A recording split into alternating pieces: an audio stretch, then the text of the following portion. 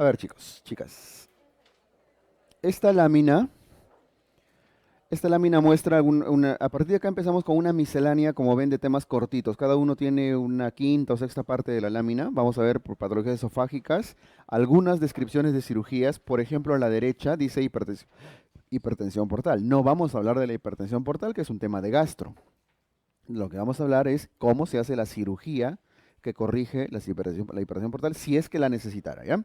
Porque cuando les toque gastro van a hablar de frente de fundoplicatura para el reflujo, vagotomía para las úlceras, cirugía de Warren acá para para las hipertensiones portales. Entonces vamos a describirlas básicamente. Luego hacemos los Billroths, complicaciones de Billroths, neoplasias y terminamos cirugía general y hacemos cirugía pediátrica, que es los 5 o 6 láminas bien chiquitas. ¿Ya? A ver, las hernias del hiato esofágico pueden ser de tres tipos. Pueden ser tipo uno, pueden ser tipo 2 o tipo 3. ¿Ok? Como están en ese grafiquito. Tipo uno, la tipo uno se llama también hernia por deslizamiento o hernia deslizada, porque el esófago se desliza hacia el mediastino, ¿no? Entonces, hernia deslizada. La tipo 2, el esófago está normal.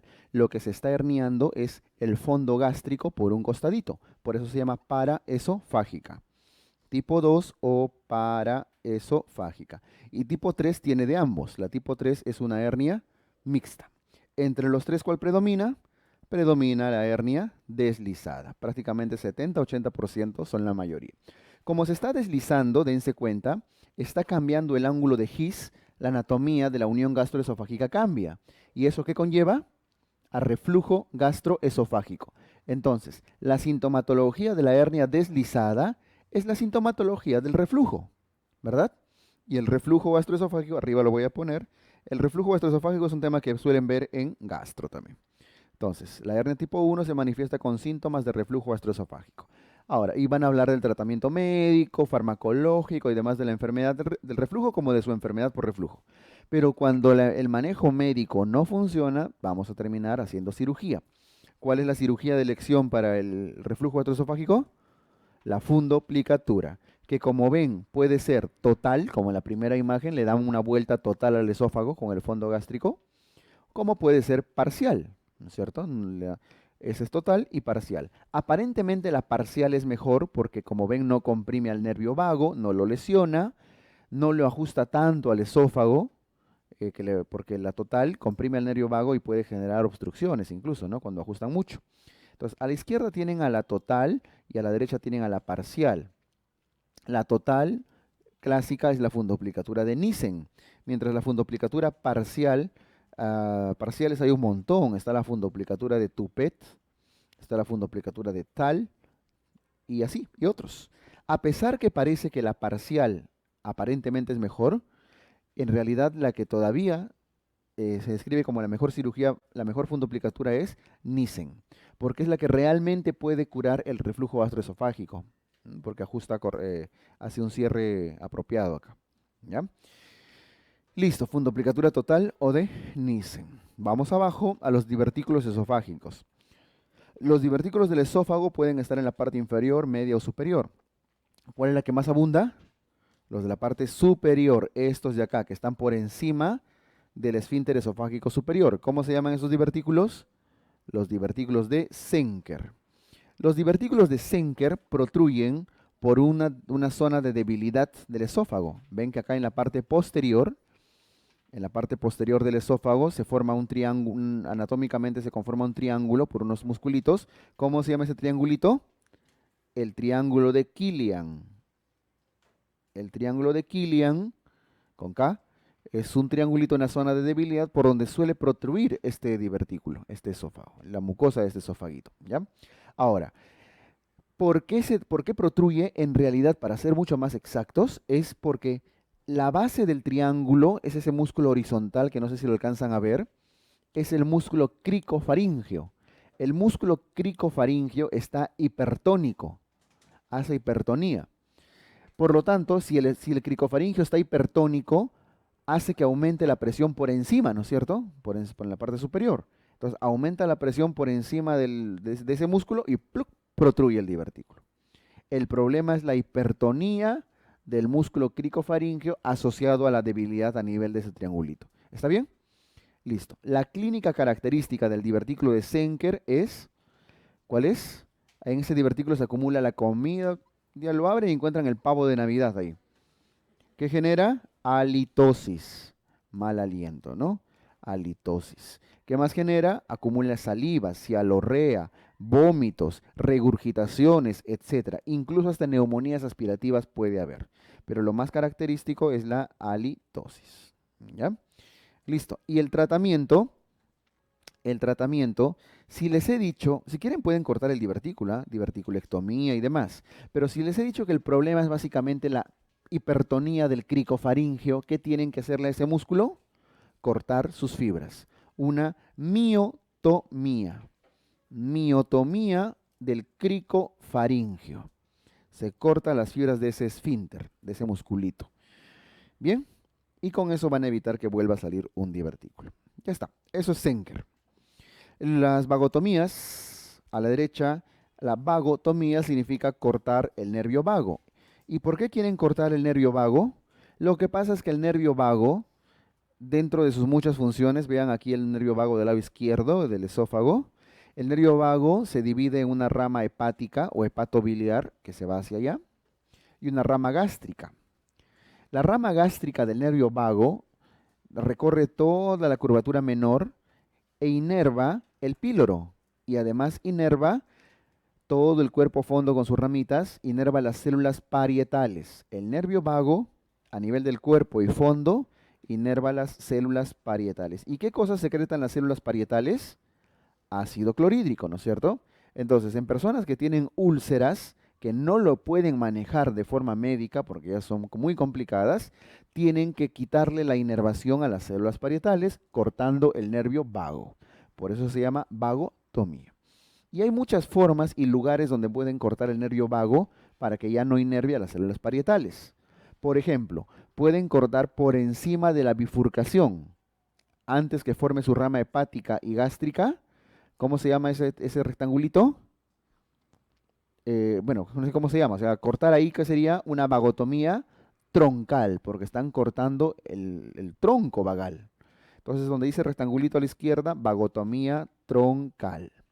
Más abajo, el problema en la troncal es que están cortando el vago y están quitándole inervación a la zona hepatobiliar, porque están denervando a la rama hepática, ¿no es cierto? Entonces lo hacen más abajito, las bolitas. Las bolitas están cortando solamente la rama gástrica, por debajo de la bifurcación. Mantienen entonces la rama hepática y solo cortan la rama gástrica. Se llama vagotomía selectiva. Selectiva. Y la otra vagotomía es la que se hace con los triangulitos, directo en las ramitas que inervan directamente las células parietales. ¿Cómo se llaman esas vagotomías? Ultraselectivas. O, entre paréntesis, vagotomías parietales. ¿Ok? Listo. Entonces, ¿cuál de estas es mejor? La ultraselectiva, porque la ultraselectiva es la que quita inervación exclusivamente a los triangulitos, a las células parietales. Mantiene la inervación del píloro normal. ¿Ya? Listo. Entonces es el de preferencia, las vagotomías ultraselectivas. Vamos con la hipertensión portal. La hipertensión portal es una patología que también lo ven en gastro, una situación en la cual el, el hígado, ven ese hígado totalmente dañado, ¿no? Maltratado, cirrótico. El hígado aumenta su presión por X razones. Ese aumento de presión hace que la vena porta y todas las venas que llegan a la vena porta también aumenten su presión. Uno de los lugares que aumenta su presión con mucha intensidad es acá atrás el esófago. Acá el esófago. No olviden que el esófago hace drenaje venoso a la vena porta a través de la gástrica izquierda, ¿no? El esófago en la parte distal drena en la vena porta. Por lo tanto, si hay una alta presión en el hígado y en la vena porta, ¿qué le va a pasar al esófago en su parte distal? Se dilatan los vasos y eso genera varices. Las varices esofágicas están asociadas a la alta presión que tiene el hígado y en su sistema portal. Y cuando drena la sangre, drena contra una resistencia muy grande. ¿Se entiende? Entonces, el concepto de las cirugías, esto se maneja con forma médica, de forma médica, porque para bajar la presión de un vaso. ¿Cuáles son sus opciones? Eso lo saben de cardio, probablemente. Para bajar una presión, o bajan la resistencia o bajan el volumen, ¿no? Bajan volumen o bajan resistencias, o ambos. La resistencia la bajan con fármacos tratando de desinflamar al hígado, pero ya llega un momento que ya no lo van a conseguir porque el hígado está hasta fibrótico, ¿no? Entonces solo les queda bajar el volumen que entra a la vena porta para bajar su presión. Entonces, si se dan cuenta, a la vena esplénica, la vena porta se formaba por la mesentérica superior y por la vena esplénica, ¿no? La vena esplénica la han cortado, está ligado, hecho un muñón ahí. ¿Y a dónde se ha ido la vena esplénica? A la vena renal. La sangre que debía ir a la vena porta a través de la esplénica se lo llevaron a la renal. Y si entra a la renal izquierda, ¿a dónde se va? A la vena cava, que es una vena que tiene muy baja presión. Entonces, liberan presión, liberan volumen de la vena porta haciendo que baje su presión. Además, noten en el detalle que la vena acá gástrica izquierda que venía del esófago también ha sido seccionada, ¿no es cierto? Entonces, el tratamiento quirúrgico de la hipertensión portal que se hace cuando ya todo ha fracasado es la derivación portosistémica, llevar sangre del sistema portal a la circulación sistémica. ¿Está bien? Listo. Entonces, sobre eso pueden ser selectivas o no selectivas. No selectivas ya no se hacen, es cuando la misma vena porta se cortaba y se conectaba a la vena cava. Se hizo eso alguna vez, catastrófico. Mucha gente moría, ya no se hacen. Se prefieren las selectivas porque usan venas tributarias. ¿Cuáles? La vena esplénica y la vena renal. Por eso la cirugía de elección es la derivación espleno-renal distal o cirugía de Warren. Técnica de elección, técnica quirúrgica de elección para el tratamiento de la hipertensión portal. Derivación espleno-renal distal. Además se le agrega una derivación de la gástrica izquierda a la vena cava. Pero eso ya es secundario, ¿no? Cortan la gástrica izquierda y lo conectan a la vena cava. Es opcional. Lo básico es llevar la sangre del vaso a la vena renal. ¿Ok? Listo. Entonces, seguramente cuando hagan gastro van a simplemente mencionar la fundoaplicatura, vagotomía, hipertensión como alternativas finales para algún tratamiento X, una patología X. Vamos a cirugías gastrointestinales como los Billroths, Whipples y griegas de Rux. A ver, esto es sencillo. Para empezar, para hablar de una cirugía de Billroth, sea uno o dos, primero tenemos que haber resecado parte del estómago. ¿Qué cosa? El antro. Por lo tanto, es una resección o una gastrectomía subtotal, que es lo mismo que decir una gastrectomía parcial, que es lo mismo que decir una antrectomía. Cualquiera de los tres términos se refiere a lo mismo. Se han cortado parte del estómago, ¿ok? Y se quedan con esta zona, con la parte proximal. Y eso es lo que reconstruyen. ¿Qué hace Billroth? Billroth 1 hace su antrectomía y luego lo reconstruye con una gastroduodeno. Une estómago con duodeno. Una gastroduodenostomía. ¿Qué hace Billroth 2 abajo? Antrectomía con gastroyeyunostomía. Estómago con yeyuno. Entonces, si el estómago va al duodeno o el duodeno va al estómago, Billroth 1. Si es el yeyuno el que va al estómago, Billroth 2. ¿Cuándo se usa cada una de ellas? Billroth 1 se suele usar en cirugías de patologías no malignas, entre paréntesis, úlcera péptica, por ejemplo. En cambio, Billroth 2 abajo se usa en cáncer, sea en cáncer gástrico. Es la cirugía de elección para el cáncer gástrico, Billroth 2. ¿Qué complicaciones pueden tener cada una de ellas? El Billroth 1, como el Billroth 2, hacen reflujo alcalino y vaciamiento gástrico rápido, ambas. ¿Por qué? Porque no hay píloro. Noten la primera imagen. Si no hay píloro, si en esta cirugía han cortado el píloro, creo que se entiende que el paciente come y lo que come pasa directo al yeyuno, ¿no es cierto? Sin ningún control pilórico. O sea, agarran su galletón que han comido y todo eso se pasa directo al yeyuno, al duodeno yeyuno. Termina en el recto al toque. ¡Pum! Eso es vaciamiento gástrico rápido. Y además, la bilis y el contenido pancreático que se secreta al duodeno hace reflujo. Puede regresar, puede entrar al estómago el contenido biliar y pancreático. Hace reflujo alcalino que puede llevar a una gastritis alcalina, ¿no es cierto? Listo. Ambos problemas, tanto el reflujo alcalino como el vaciamiento gástrico rápido, son parte de complicaciones de no tener píloro, de haber resecado el píloro. ¿Está bien? ¿Listo? El síndrome de asa aferente y eferente son exclusivos de Billroth 2, o casi. Whipple también tiene, pero no lo tiene Billroth 1. ¿Por qué?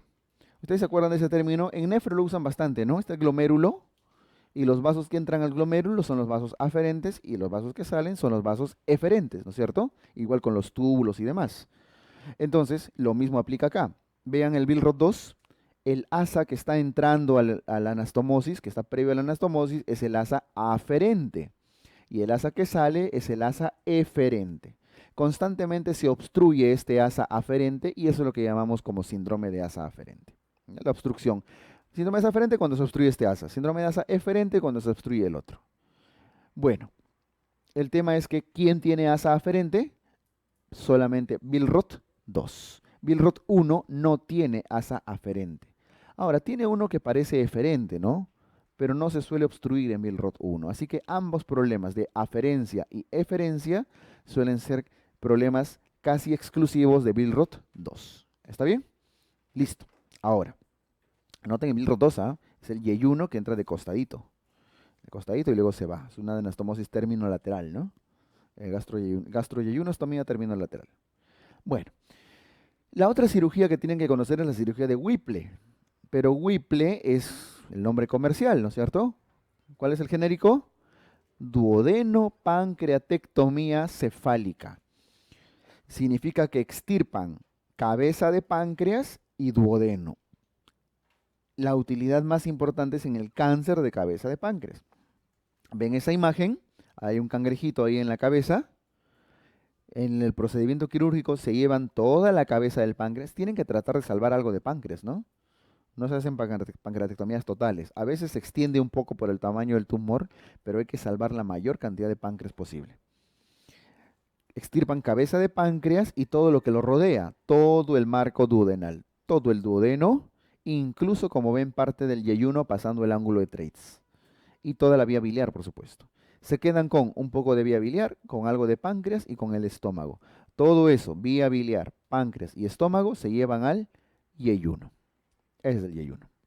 ¿Bien? Listo. Es una cirugía de Whipple. Tiene muchas variantes. A veces mantienen el píloro, a veces cortan el píloro, ¿no? ¿Tiene asa aferente Whipple? Sí, este asa de acá, ¿no? Ese de ahí es su asa aferente. Y también tiene su asa eferente. Entonces, tanto Billroth 2 como Whipple tienen síndrome de asa aferente y eferente. Muy bien. La cirugía Y de Rux, la famosa Y de Rux, no es una cirugía nueva, o sea, no es una cirugía especial, independiente, es un complemento que se puede, un complemento, un complemento que se puede hacer adicional a Billroth 1 no, ¿ah? Esto borren por favor, no es a Billroth 1, porque Billroth 1 no tiene asa aferente. Es a Billroth 2 y a Whipple y otras, ¿para qué? Para reducir el reflujo alcalino y el síndrome de asa aferente. ¿En qué consiste? Vean la imagen de Billroth 2. Vean su asa aferente. Concéntrense ahí. Se corta a nivel de este angulito, ¿ya? Cortan ahí, cortan, le voy a hacer una rayita, ¿ya? Cortan y un puntito. Ahí está. Muy bien.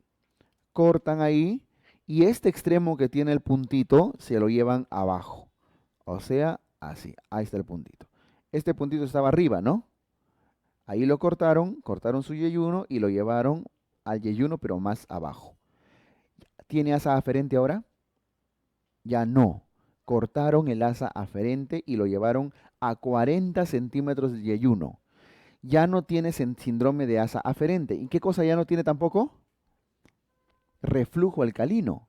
porque la bilis y el contenido pancreático salen, siguen su camino, continúan por acá y miren dónde se mete al yeyuno, pero a 40 centímetros del estómago, lejos.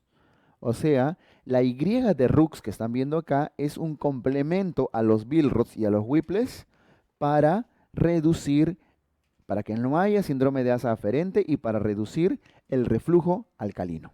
¿Está bien? Listo, es un complemento con esos objetivos. Listo, está sencillo, ¿no?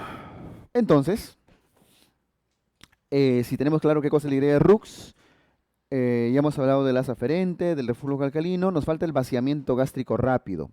El vaciamiento gástrico rápido se le llama también síndrome de dumping. ¿En qué consiste? ¿Por qué ocurría vaciamiento gástrico rápido? Hace un rato lo comentamos. Porque no hay píloro, ¿no es cierto?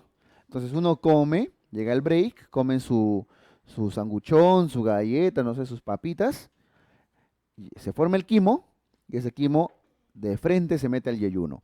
El yeyuno no está, histológicamente no está preparado para recibir quimos de alta osmolaridad.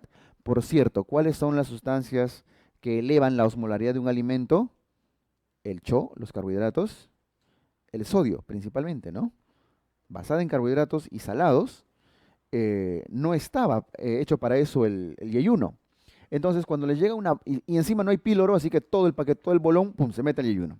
Le genera alta osmolaridad. Entonces, cuando el quimo se mete al yeyuno con alta osmolaridad, es como el que le metan fuego. ¿Qué hace el yeyuno? Este es el intestino, este es el quimo, con alta osmolaridad, está ardiendo ahí. Y el intestino está que se irrita. ¿Qué hace para bajar la osmolaridad?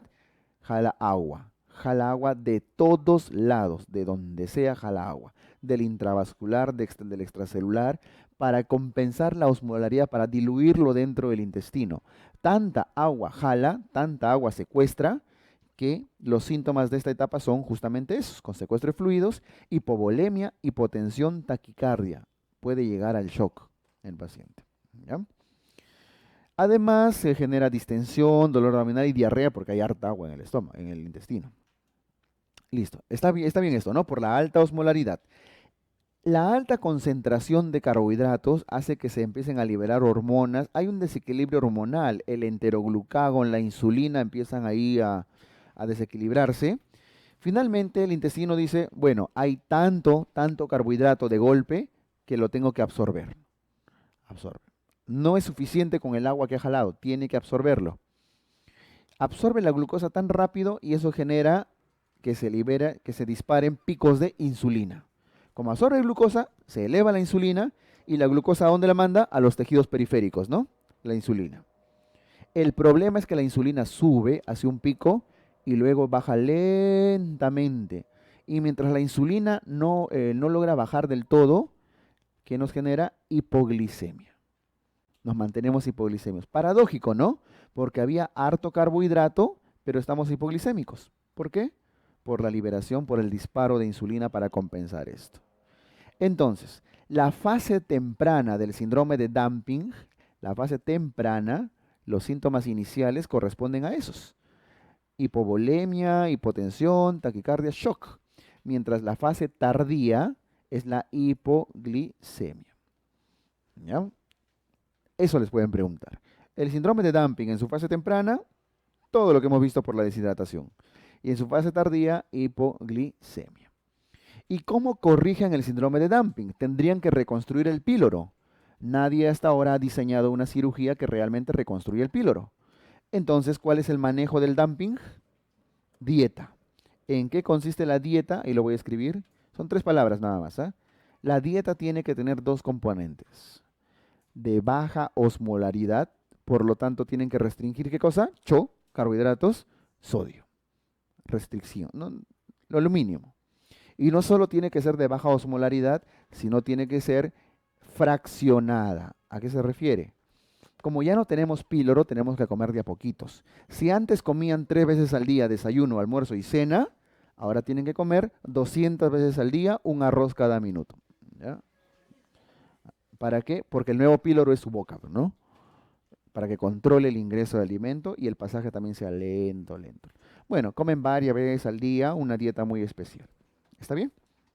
hasta que alguno de ustedes diseñe una cirugía que pueda reconstruir la función del píloro.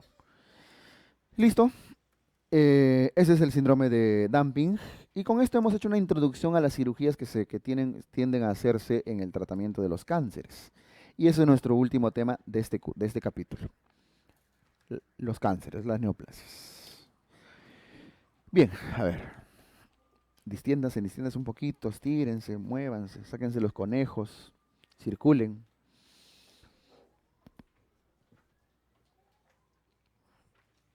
Cánceres, neoplasias. Las neoplasias.